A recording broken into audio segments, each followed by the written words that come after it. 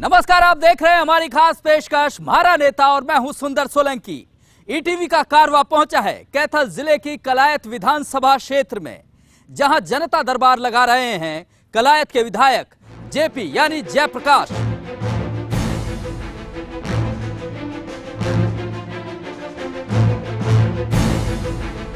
जी हां, कलायत विधानसभा क्षेत्र के बाबत आपको बता देते हैं 1,83,000 मतदाता यहां हैं। इसके अलावा ये बताया जाता है कि जाट वोटरों की संख्या बहुत ज्यादा है, उनका दबदबा इस सीट पर है।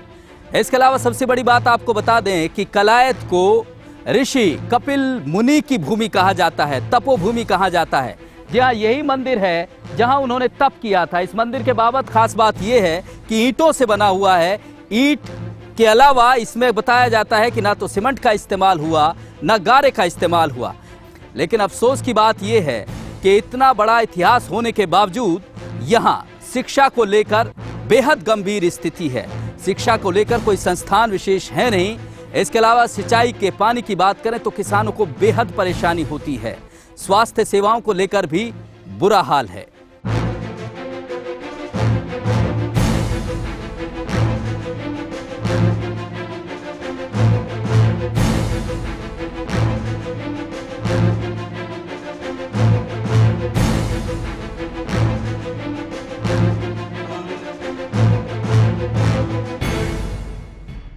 जी हां, जयप्रकाश जी जनता दरबार लगा रहे हैं ईटीवी पर। कलायत हल्के में हम हैं।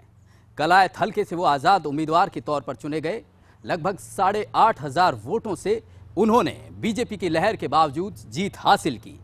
इसके अलावा उनके राजनीतिक सफर के बाबत आपको बता दें 1977 में ही उन्होंने छात्र जीवन से ही राजनीति की शुरुआत कर दी थी। चौधरी बीरेंद्र सिंह और सुरजेवाला के परिवार का वर्चस्व तोड़ने के लिए वो सियासत में आए। 3 बार सांसद चुने गए। इसके अलावा सबसे बड़ी बात, केंद्र में मंत्री रहे और 2 बार विधायक भी चुने गए।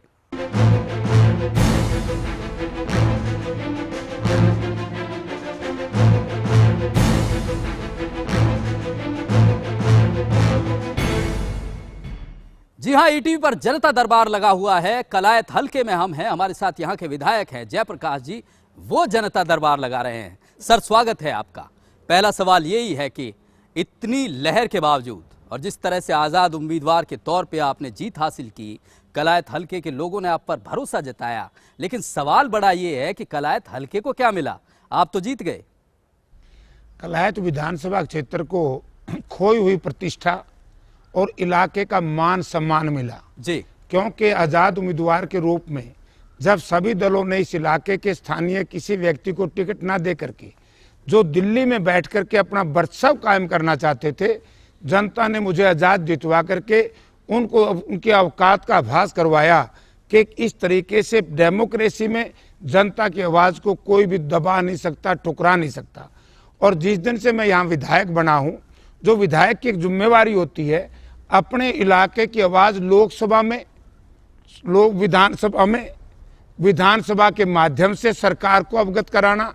अब मेरा एमएलए बनने के बाद हमारे यहाँ सबसे पुरानी समस्या थी कि यहाँ कोई भी गवर्नमेंट कॉलेज नहीं था, सरकारी कॉलेज महिला को। तो हमने पिछले सेशन में 5 नवंबर को जब मैंने क्वेश्चन ये लगाया और सरकार का जवाब आया कि नहीं, तो मैंने क्या, क्यों नहीं, सप्लीमेंट्री हमारी होती है। तब बहस के बाद हमने हासिल किया कि यहाँ पर सरकारी कॉलेज की बात अपने शिक्षा मंत्री जी ने और मुख्यमंत्री जी ने मान ली। तो मैं विधायक था, इस इलाके में पैदा हुआ, इसी धरती में पैदा हुआ, तभी हुआ ना। मेरे से पहले 5 वर्ष तक यहाँ मंत्री रहे। यहाँ के बड़े सीनियर मंत्री थे कैथल जिला को जो प्रतिनिधित्व करते थे, उन्होंने कभी इसकी सोच नहीं रखी। इसी बात को लेकर के 1977 से लगातार मैं इन 2 परिवारों के खिलाफ कोई व्यक्तिगत लड़ाई नहीं है, मेरी लड़ाई है, की लड़ाई लड़ रहे हैं आप इस इलाके के स्वाभिमान की। तो इस इलाके में हमने अब 10 व्यायामशालाएं बनवा दी, हमने यहाँ पर 10 सड़कों की कारपेटिंग शुरू करवा दी। जो भारतीय जनता पार्टी ने जब कहा कि समान विकास सबका साथ तो जब भी मिलेगा। जयप्रकाश एक ही आज़ाद विधायक है, 4 और भी जीते हरियाणा में, उन्होंने समर्थन दे दिया, मैंने नहीं दिया। लेकिन जयप्रकाश जी, सवाल बड़ा ये है कि सरकार से ऐसे लड़के क्या मिलेगा क्या? मतलब लोगों का भला तो नहीं होगा ना इसमें? प्रजातंत्र में सर्वप्रिय है मान और सम्मान और विकास। अगर सरकार, मैं आजाद उम्मीदवार जीता हूं, भारतीय जनता पार्टी और कांग्रेस पार्टी तो बहुत पिछड़ गई, कांग्रेस पार्टी की जमानत जब्त हुई, तो आजाद उम्मीदवार जीता और मैंने जो सरकार की कार्य प्रणाली देखी, तो मैं प्रजातंत्र में एक सिस्टम है, आजाद विधायक का भी विकास का कार्य उतना ही करना पड़ेगा, करना चाहिए जितना सत्ताधारी दल को मिलता है। तो आज लेकिन लोगों से हमारी बात हुई है यहाँ आपके हलके में, लोगों से उन्होंने क्या कहा है आपको दिखाते हैं। समस्या तो बहुत ज़्यादा है जी, आप सुनते सुनते थक जाओगे।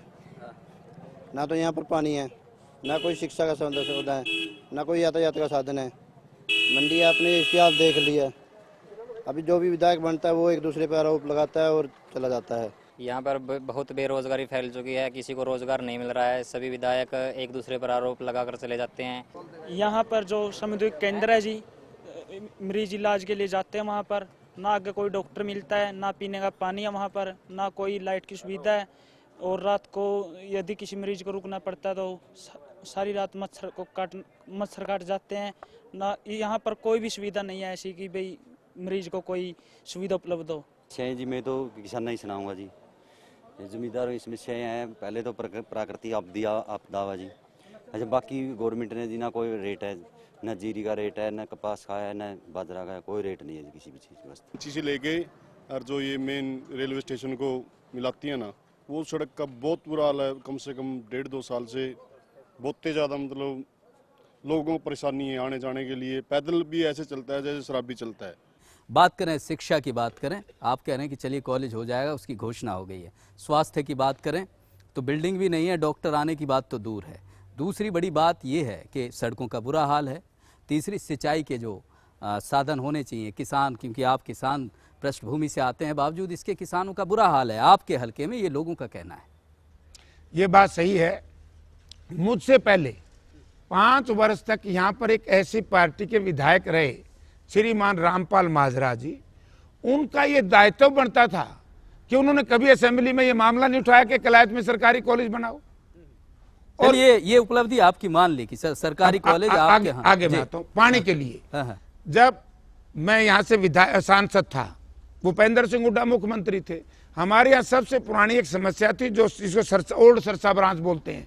ये राजनीतिक द्वेष की वजह से ओल्ड सरसा ब्रांच जो इस इलाके से 24 घंटे पानी चलता था, राजनीतिक लोगों ने अपने निजी स्वार्थ के लिए 1977 में हमारी इस नहर को बंद कर दिया और वो अपना पानी लेके चले गए खनौरी हेड से। खनौरी हेड से डिस्चार्ज लिया, खनौरी हेड से एक नहर चलेगी फतेहाबाद को, एक नहर चलेगी सरसा को, तो उसका हमें नुकसान हुआ। जब 2006 में मैं सांसद था। जेपी जी वो सारी बातें देखिए, हम किसी की कमियां गिनाते हैं, ये नहीं। भूपेंद्र सिंह अब क्या होगा हल्के में, क्या होगा मैं उसमें बताऊंगा आपको। सिंचाई के लिए क्या योजना है आपको कि यहाँ के किसानों को पानी मिले? उसी पे आऊंगा कि यहाँ एक हेड बनवाया कलायत में, और उस हेड से मेरे ख्याल में 10-12 गांव को पानी मिलता है। एक यहाँ से शिमला माइनर नया निकलवाया हमने, कलायत में कपलमुनि माइनर बनाया जो 6 गांव को पानी देता है। तो पानी का अभी जितना पानी हमें मिलना चाहिए, वही लड़ाई मैं आपको समझा रहा हूं कि इन परिवारों ने, कुछ नेताओं ने इस इलाके को, दशकों से आप ये बात कह रहे हैं। देखिए अब ये बताइए कि ये कलायत के लोगों को इतने वक्त में ये मिलेगा, आपने ये सोचा है? और आजाद उम्मीदवार वैसे हैं आप, बात अपनी मामला उठाएंगे सरकार के सामने। सरकार ने मेरी बात को मानना पड़ेगा। जब या तो भारतीय जनता पार्टी ने, एक आपने मांग मनवा ली है ये कॉलेज की, 10 व्यायामशाला और 10 व्यायामशाला जी, और उसके बाद 10 सड़कों की कारपेटिंग जी। और जो सड़कें आपने खराब हालत की बात कही, जहां सड़कें खराब होती है हम लिखते हैं सरकार को चिट्ठी, और सरकार ने हमारी बात को मानना पड़ेगा। 1.5 साल से ये जो आपकी कपिल मुनि सड़क है, ये ऐसे के ऐसे ही है, शुरू है काम जी। हमें तो विरासत में मिली थी, टूटा फूटा ढांचा।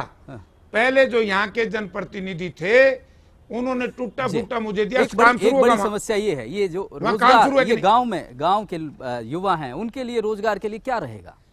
रोजगार की मैं सरकार से हर रोज लड़ता हूं, और आपके माध्यम से भी कहना चाहता हूं कि जिस तरीके से हरियाणा सरकार ने आउटसोर्सिंग के ऊपर सारी ताकत लगा दी है, मैं उसका विरोध कर रहा हूं कि आउटसोर्सिंग नहीं होना चाहिए। जितनी नौकरियां दे बच्चों को स्थायी तवक्की दे, परमानेंट सर्विसेज दें, ताकि उनकी एक जिम्मेवारी बने। आप आउटसोर्सिंग से किसकी कौन जिम्मेवारी होगी? जो पिछली कांग्रेस गवर्नमेंट थी उस वक्त भी मैंने भूपेंद्र सिंह हुड्डा मुख्यमंत्री थे, ये कहा था कि जब MIT अम्बाड़ा शिफ्ट हो गया तो अम्बाड़ा की बजाय कलायत में बना दो, कैथल में बना दो। उस वक्त के जो मंत्री लोग थे, मुझे तो 9 महीने MLA बने हुए हैं, ये सारी प्रॉब्लम्स विरासत में मिली है। चलिए, उस वक्त जो आपके इंडस्ट्री मिनिस्टर थे उनकी जिम्मेवारी थी, उन्होंने कुछ किया नहीं। चलिए विधायक जी, ये लगातार जयप्रकाश जी कह रहे हैं कि दरअसल उनकी कोशिश यही है कि हल्के का विकास हो। एक छोटे से ब्रेक के लिए यहाँ रुक रहे हैं। ब्रेक के बाद यहाँ की जनता, कलायत हल्के की जनता खुद अपने नुमाइंदे से रूबरू होगी और अपनी समस्याएं रखेंगी। देखते हैं कि क्या कुछ समाधान देते हैं जयप्रकाश जी। अब ये नौबत है जी, हमारे किसी भी गांव में कोई कणक नहीं बिजेगी, बारिश हो नहीं रही है जी, रजाई में पानी नहीं है। और उन्होंने अपने खेत के लिए मेन भाखड़ा कैनाल से, जिसको बरवाड़ा प्रांत बोलते हैं, उससे रजाई ले लिया, लेकिन वो उनसे मिले हुए थे। तो जयप्रकाश जी आपकी भी थी, कांग्रेस की सरकार थी, आप कांग्रेस में सांसद भी रहे हैं।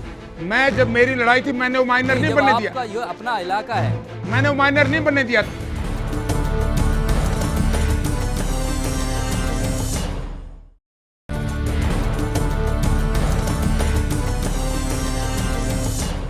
ब्रेक के बाद स्वागत है आपका। ETV पर जनता दरबार लगा हुआ है और जयप्रकाश जो विधायक हैं कलायत हल्के के, वो जनता दरबार लगा रहे हैं।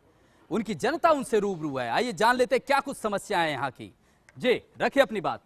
सर मैं गांव रोहड़ा से हूं और मेरे गांव में हेपेटाइटिस C की समस्या और पानी की वजह से समस्या जी है। सर आप हमारे गांव में गए थे, आपने वादा भी किया था, लेकिन अभी तक उस पर कोई कार्रवाई नहीं हुई जी। जी विधायक जी, ये स्थिति है, आप गांव का दौरा करते हैं, समस्याएं आपको बताई जाती है, लेकिन अभी तक कुछ नहीं हुआ है उसका। ये सही बात है इनकी। मैं रोहड़ा गांव में गया था, रोहड़ा में, राजौंद में, रोहड़ा माजरा में, इवन किठाना से लेकर के शेरदा तक हेपेटाइटिस सी बहुत ज्यादा है। मैं मेरे मित्र से बताना चाहूंगा कि मैं आपके गांव में गया पिछले नवंबर में, और उसके बाद मार्च के अंदर मैंने सदन के अंदर ये मामला उठाया और उसका रिजल्ट ये निकला कि हरियाणा सरकार ने, पहले क्या होता था, हेपेटाइटिस C का इंजेक्शन या जो मिलता था रोहतक में, अब उसको हर डिस्ट्रिक्ट हेडक्वार्टर पे हमने प्रयास करके शुरू करवा दिया। दूसरा, पहले इसकी बात थी इंजेक्शन, अब इंजेक्शन की बजाय इसकी टैबलेट शुरू करवाई है और मेरा लगातार प्रयास है। मिली तो नहीं है ना? नहीं, अब शुरू हुआ है कैथल में। आप कैथल जाओगे तो कैथल में शुरू हो गया। हाँ, अभी उसमें बताऊंगा। दूसरी बात, जैसे हेपेटाइटिस C का मैंने सरकार से रखा, कारण क्या है, जब तक ग्रामीण विकास की आप बात करते हैं, गांव में पीने का पानी कैनाल बेस्ड वाटर सप्लाई नहीं देंगे। हमारा ग्राउंड वाटर जो है बहुत खराब है। भारतवर्ष के 10 डायरेक्ट डिस्ट्रिक्टों में सॉल्यूशन कैथल आता है। समस्या आपको तो पता हम है सॉल्यूशन क्या? Water canal based water supply के लिए सरकार को लिखा है और मुझे उम्मीद है सरकार इनका काम करेगी। इनको छुटकारा कब मिल जाएगा इनकी समस्या से? अभी हमारे वीरेंद्र सिंह ग्रामीण विकास मंत्री हैं, उन्होंने बड़ा आश्वस्त किया है कि 84,000 करोड़ रुपए का फंड है ग्रामीण विकास मंत्रालय। बनती नहीं उनसे, फिर तो इनका तो हल होगा नहीं समस्या का। नहीं, मेरी उनसे बने ना बने, इलाके की तो बनेगी, इलाके के काम करेंगे। मैंने उनको लिख के दिया है, करना पड़ेगा। सरकार किसी की नहीं होती, सरकार के मालिक ये लोग बैठे हैं।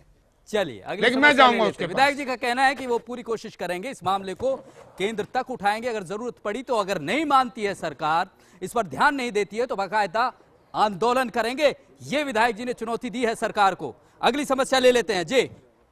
जी रखिए अपनी बात। मैं गांव शिमला से हूं। विधायक जी से 3-4 समस्याओं के बारे में पूछना चाहता हूं। एक तो खेल स्टेडियम की समस्या हमारे गांव की, एक पानी की वाटर सप्लाई की समस्या है और 2 सड़कों की कारपेटिंग की समस्या है। और विधायक जी ने हमें कई बार आश्वस्त भी किया है और हम पूछना चाहते हैं जवाब ले लेते हैं। आश्वस्त कर रहे हैं लगातार, आप काम नहीं करवा रहे हैं। ये ठीक बात है कि गांव की एक की तो कारपेटिंग शुरू हो चुकी है जो शिमला से सुदकैंड को जाती है, सिंगवाड़ को, और दूसरी जो मटोर से शिमला है उसकी 2-3 दिन में कारपेटिंग का काम 2 ही 3 दिन में शुरू हो जाएगा। तीसरी बात थी व्यायामशाला की, व्यायामशाला आपके गांव में मंजूर होके आ गई है। चौथी बात है कैनाल बेस्ड वाटर सप्लाई की। मैं यही बात दोबारा दोहराना चाहता हूं कि हमने सरकार को लिख के दिया है और मैंने सरकार को 1 वर्ष का समय भी दिया था कि 1 वर्ष हम सरकार के खिलाफ कोई ऐसा आंदोलन, कोई ऐसी बात नहीं कहेंगे, कि सरकार को मौका दिया है। विपक्ष के लोगों की जिम्मेदारी, कितना मौका देंगे इन्हें? अभी 1 साल पूरा होने दो, वाटर सप्लाई देंगे, नहीं तो फिर सरकार से बात करेंगे, क्योंकि हमारे पास एक तंत्र है। नहीं, वो बात तो एक विधानसभा साल बहुत होता है करने के लिए। जो 3 काम इनके करवा दिए, अब चौथे तो- के लिए अब लड़ाई तो लड़ूंगा। बातों से नहीं मानने वाले ये लोग। मानेंगे नहीं मानेंगे, फिर लोग और हम मिलकर के सरकार के खिलाफ जबरदस्त लड़ाई लड़ूंगा। चलिए, लगातार यही बात कर रहे हैं विधायक जी कि यहाँ की जनता की आवाज सुननी पड़ेगी, और जिस तरह से गांव का जिक्र हुआ है उसे लेकर उन्होंने कहा है कि काम शुरू हो रहा है और जल्दी शुरू हो जाएगा। अगली समस्या ले लेते हैं जी। विधायक जी, मैं रमेश हूँ, गांव कोड़े खां से। हमारी एक मेन समस्या जी वो आपके पास कई बार रख चुके हैं। हमारा जो रवजाया है माइनर, ये मोहन माइनरगढ़ डंडुआ कोड़े खां से जी, मोलगढ़ माइनर मोहनगढ़ माइनरगढ़ जी। उस रवजाया में सूरजेवाला ने टेल बढ़ाया रखी है जी बाणा गांव पे, और हमारा कोड़े खां डंडुआ बिल्कुल सारे तिसाए बैठे हैं। अब ये नौबत है जी, हमारे किसी भी गांव में कोई कणक नहीं बिजेगी, बारिश हो नहीं रही है जी, रवजाए में पानी नहीं है और सारे खेत हमारे सूखे हैं। जवाब ले लेते अब हैं। इसके बाद जी हमारी जीरी भी सूखी है और बाड़ी भी सूखी है जी। पिछली सरकार ने जो मैंने आपसे बात कही थी कि ये मामला मैंने उठाया विधानसभा में कि कलायत विधानसभा के अंदर किस प्रकार से जाती हुई, जो वहां का पहला विधायक था वो कुछ बोले नहीं, यानी कि इससे ज्यादा अनदेखी इलाके की क्या होगी कि उस वक्त के मंत्री ने, जो पीडब्ल्यूडी मिनिस्टर था, उन्होंने अपने खेत के लिए मेन भाखड़ा कैनाल से, जिसको बरवाड़ा प्रांत बोलते हैं, उससे रजवाया ले लिया और कलायत के उसको कर्टेल कर दी। तो वो लड़ाई मैं लड़ रहा हूं। जिम्मेवारी तो थी जो पहले यहां से विधायक थे, लेकिन वो उनसे मिले हुए थे। तो जयप्रकाश जी आपकी भी थी, कांग्रेस की सरकार थी, आप कांग्रेस में सांसद भी रहे हैं। मैं जब मेरी लड़ाई थी मैंने वो माइनर नहीं बनने दिया। आपका ये अपना इलाका है, मैंने वो माइनर नहीं बनने दिया था। 5 वर्ष में जब चुनाव हार गया और इन मंत्रियों को खुली छूट मिल गई इस इलाके को बर्बाद करने की, उस दौरान बर्बाद हुआ ही। आप पता करिए कि ये मोलगढ़, इनकी समस्या का क्या समाधान? इनकी समस्या का समाधान ये है कि हमने इस टेल को आगे बढ़ाना होगा और जो हमारा पानी का हिस्सा है वो हम सरकार से लेंगे, और वो लड़ाई में हर विधानसभा सेशन में उठाता हूं। सरकार अगर हमें पूरा नहीं है, सरकार नहीं सुनती है, हाँ। मैं ये नहीं कहूंगा सुनती है, नहीं सुनेगी तो हम सरकार को बताएंगे हमारी आवाज। क्या आपने सरकार के सामने ऐसी जवाब क्या मिला, मतलब कार्रवाई क्या हुई? ये कहा कि हम आपका पानी बढ़ाएंगे।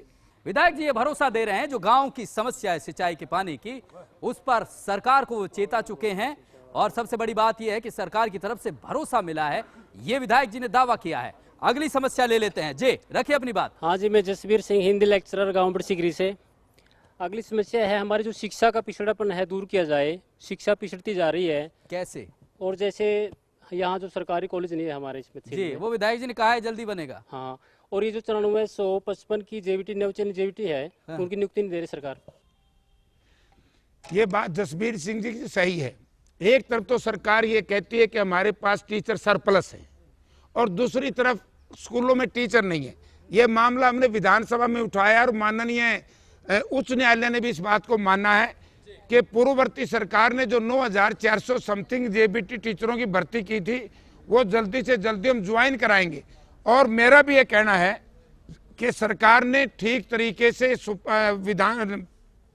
विधानसभा में भी और न्यायालय, सर्वोच्च उच्च न्यायालय में भी अपना ठीक से नहीं रखा गया, क्योंकि यहाँ पर स्कूलों में अध्यापकों की बहुत ज़्यादा कमी है।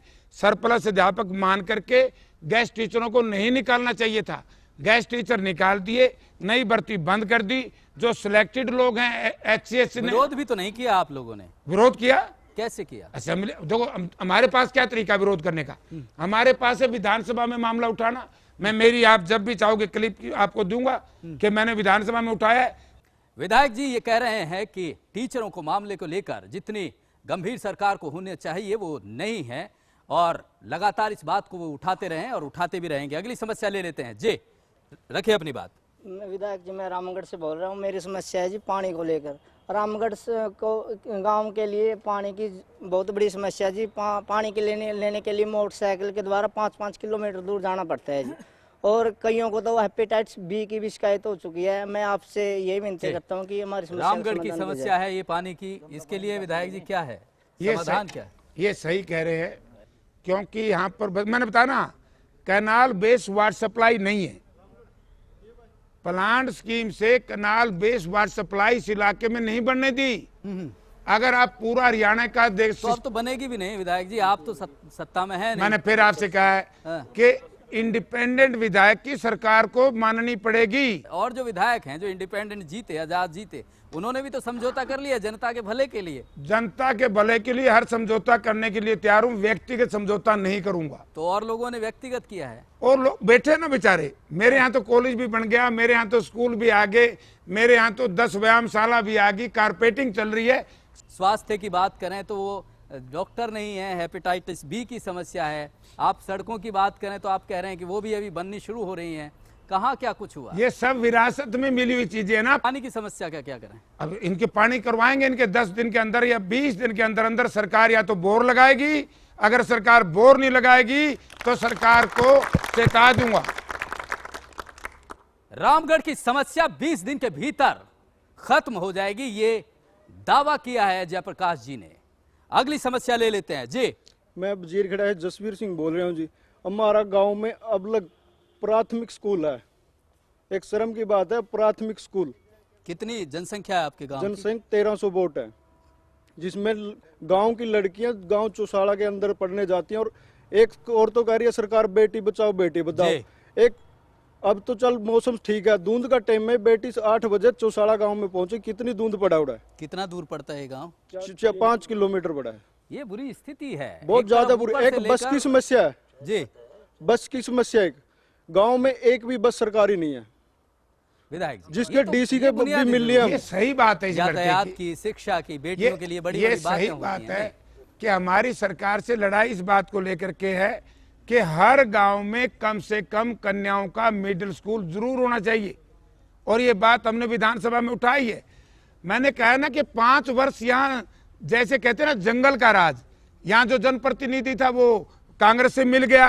कांग्रेस ने और यहाँ के जनप्रतिनिधि ने मिल करके इस इलाके को गर्त में पहुंचाने का काम किया। यातायात की बात कर रहा हूँ, बस की बात कर रहा हूँ। बस मैं क्या करूं, सरकार के पास बस नहीं, ड्राइवर ज्यादा है, कंडक्टर ज्यादा है। बस कह रहे खरीद देंगे, जिस दिन खरीद लेगी सरकार उस दिन मैं सरकार से जरूर करवा दूंगा। प्रकाश जी ने, यहाँ के जो विधायक हैं, लगातार उनका कहना ये है कि जनता जो यहाँ के लोगों के हक की बात होगी और जो हक की बात करेगा, चाहे वो सरकार हो या चौधरी वीरेंद्र सिंह जो प्रतिद्वंदी रहे हैं उनके वर्षों से, वो उनका भी स्वागत करने को तैयार हैं अगर इस हलके की जनता का भला होता हो तो। बहुत बहुत शुक्रिया जयप्रकाश जी, आपने ईटीवी पर जनता दरबार लगाया। जिस तरह से इस जनता दरबार में कोशिश की है, आजाद उम्मीदवार हैं जयप्रकाश जी, लेकिन उन्होंने ये पूरी तरह से दावा किया इस मंच के जरिए कि यहाँ की जनता की आवाज सुनी जरूर जाएगी, उनके माध्यम से वो कोई कमी नहीं छोड़ेंगे। फिलहाल इस खास पेशकश में इतना ही। अगले हफ्ते फिर मुलाकात होगी आपके नुमाइंदे और आपके साथ। आपकी समस्याओं को लेकर एक मंच देने का प्रयास हमारा है। तब तक के लिए नमस्कार।